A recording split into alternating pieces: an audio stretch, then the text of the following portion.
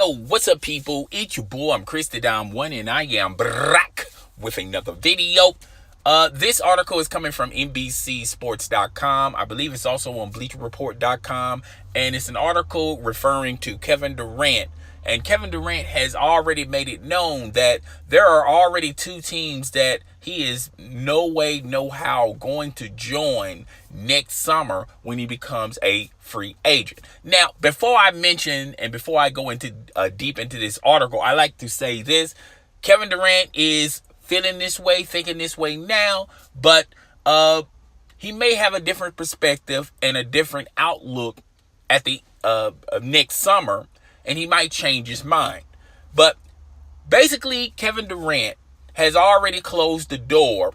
Even though the door ain't all the way shut, the door is definitely closed on the Washington Wizards and the LA Lakers. Now, everyone assumes that, Kevin Durant was born and raised in Washington somewhat, and they feel like there's a connection, a hometown connection with Kevin Durant and the city of Washington and the Washington Wizards, and plus his old coach is in Washington, and that's pretty much what the Washington Wizards organization is banking on.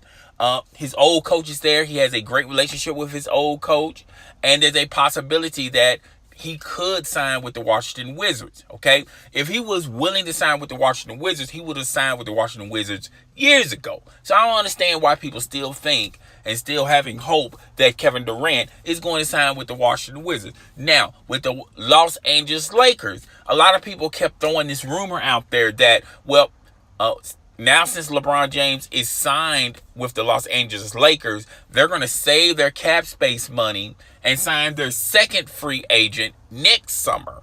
And there's a possibility that Kevin Durant may join the Los Angeles Lakers. And I've been saying this for ever since LeBron James landed in Los Angeles, that I really don't see Kevin Durant doing that unless the Golden State Warriors organization says, you know what, we can't keep everybody, so we're just going to break this team up like Jerry Krause did with the Chicago Bulls. They broke up their dynasty when they had Michael Jordan, Scottie Pippen, Dennis Rodman. They just blew it up and start all over again, and now the Chicago Bulls are still in rebuilding mode, okay? They don't necessarily get over the hump when you're talking about trying to contend for titles and for championships, okay? And I just don't see the Golden State Warriors and their organization, their ownership, doing that. I think they're going to keep this core as long as possible, and they're going to, and Kevin Durant knows this, and I also said that Kevin Durant always was tired of being the second best player in the NBA. Kevin Durant feels like he's the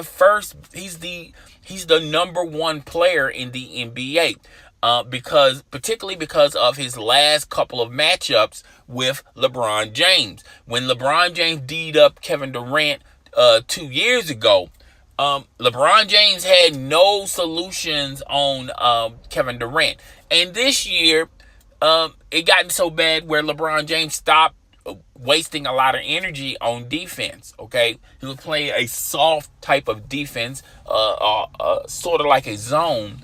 And he wouldn't waste a lot of energy on the defensive end. And Kevin Durant picked apart that type of method.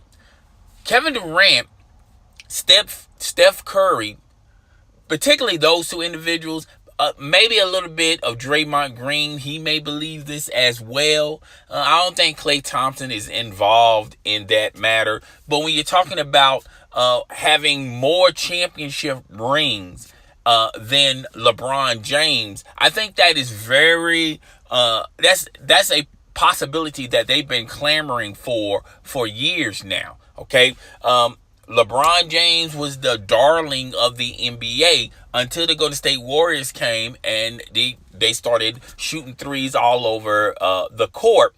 And now the reign of LeBron James is dwindling. Okay. Now people don't talk about, LeBron James dominating the NBA anymore, even though LeBron James is a big star in the NBA, and the NBA caters and advertise around LeBron James and his universe. But when you're talking about basketball purists, we all know that, the only way another team is going to beat the Golden State Warriors is if the Golden State Warriors beat themselves.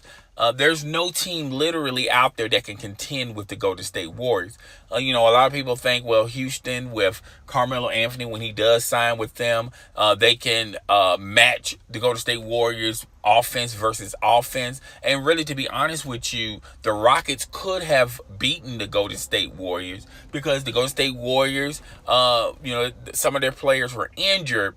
And they had a lot of players on the Rocket side of things that was only cared about the defensive side. Okay, so it made matchup problems a nightmare for the Golden State Warriors. Now, ultimately, when Chris Paul went down with his injury, they pretty much had their way with the Houston Rockets, and now the Houston Rockets has literally given up what little defense they had. And now they're all in on the offensive side of things.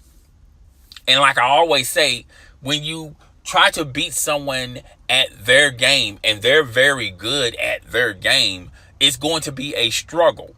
I don't think, Carmelo Anthony, he's going to be a welcome addition with the Rockets.